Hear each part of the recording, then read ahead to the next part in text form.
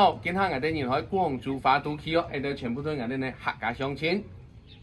好，第二位弟弟人呢，就係第三隻細路哥來做創客家童謠。記得嗌弟弟可研究嘅現狀，都係在巴拿馬進嚟嘅華裔。